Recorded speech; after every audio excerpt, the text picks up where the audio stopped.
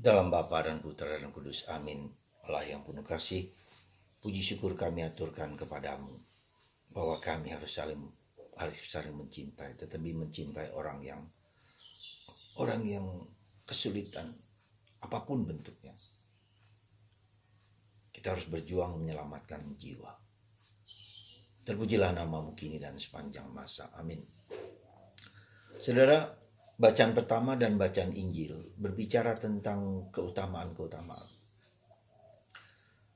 Puasa itu berarti ada dua sisi. Sisi pertama adalah mengurangi hal-hal negatif dan menambah hal-hal yang positif. Dua hal ini saling berkaitan, nggak bisa tidak. Ya, jadi kita harus mengurangi kebencian, kemarahan, dosa, kelemahan, keterbatasan. Bahkan mungkin menghapuskan sejauh bisa. Tapi juga menambah keutamaan, ya. Keutamaan-keutamaan yang perlu kita tambah, murah hati, rendah hati, menolong orang lain, membantu orang lain, dan seterusnya. Dan Yesus hari ini mau pada akhir zaman orang ditentukan bukan siapa dia, bukan kedudukan dia apa, posisi dia apa, status dia apa, bukan, tapi sejauh mana kita menolong orang miskin, orang terlantar, orang di penjara, berdoa kepada. Jadi 7 perbuatan rohani yang baik untuk orang lain, menolong orang lain, menasihati, dan seterusnya. Jadi dua hal ini disitulah karena Tuhan menyamakan diri dengan orang lain, terutama orang-orang yang tertindas, ya, disingkirkan, dibuang, diperlakukan tidak adil dan seterusnya. Itu yang menjadi bahan pertolongan kita. Nah, satu hal yang sering kali kita lihat ketika kita menemukan orang kesulitan, sulit sekali, apapun bentuknya, ya, entah suami Anda, entah istri Anda, entah anak-anak Anda, maka kecenderungan kita untuk membuang, untuk marah, untuk kecewa, dan seterusnya. Dan itu yang sering kali terjadi. Justru Yesus tidak berbuat begitu. Semakin berdosa dan sulit orang lain itu menjadi lebih baik, disitulah tantangan kita.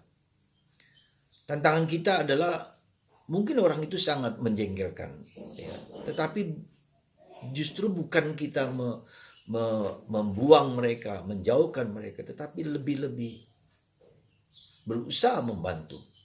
Dan bukan hanya berusaha membantu, tetapi juga berusaha menolong dengan berbagai macam cara. Ketika secara fisik nggak mampu, maka kita mendoakan. Dan ketika kita berdoa, kita sebut namanya, misalnya Joko. Joko, Tuhan sembuhkanlah Joko.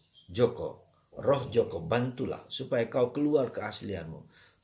Tuhan sentuhlah roh Joko supaya dia semakin ingat akan Tuhan. Nah, jadi nama dia kita sebutkan di dalam doa-doa kita. Kita panggil roh si Joko itu supaya ingat akan dirinya sendiri, akan jati dirinya. Dan lebih daripada itu, mungkin semakin sulitnya orang, maka semakin orang juga berani silih. Ya, silih. Seperti kita alami ke Santa Monica ketika anaknya Agustinus sedang dalam kesesatan hidup, maka dia berdoa dengan lututnya, dia berdoa sampai darah mengalir dari tubuhnya untuk anaknya, dan pertobatan itu. Jadi sikap seperti ini yang perlu kita bangun dalam diri kita di masa prapaskah ini. Jadi semakin sulit kita menemukan orang itu, semakin kita melakukan silih atas segala kesulitan dan dosa-dosanya. Dan kita dalam tanda petik juga akan merasakan kesulitan-kesulitan yang dialami. Entah itu karena karakter dia, entah itu karena kuasa-kuasa yang mungkin dia pakai atau dipakaikan atau dibuat oleh orang lain. Nah, disitulah kita berkorban bagi keselamatan jiwa-jiwa. Quran Imarum. Ya, itu yang saya kira dan saya duga bahwa kita tidak hanya sekedar membantu secara fisik, secara bendawi, membantu orang, dan itu bagus. Tetapi lebih daripada itu, berdoa untuk keselamatan dan terus-menerus keselamatan jiwa orang-orang yang kita mau tolong. Semoga semangat seperti ini semakin melimpah, semakin kuat dalam diri kita. Terlebih di dalam anggota keluarga kita sendiri yang mengalami kesulitan-kesulitan di dalam hidup. Kita harus bantu dengan doa. Setiap waktu, setiap kali kita berdoa rosario, Tuhan akan membantu kita dalam perjalanan hidup kita ini. Tuhan memberkati Anda dan semoga Anda semua dikuatkan, diteguhkan di dalam menghayati hidup di masa Prapaskah ini. 40 hari ini adalah masa yang suci, masa yang diperkenankan Tuhan, masa yang memberikan rahmat besar kepada Anda yang sungguh-sungguh serius menjalankan. Semoga buah Prapaskah membuat kita semakin mengalami Paskah dengan sukacita. Berkat Tuhan Bapa, Putra, dan Roh Kudus. Amin.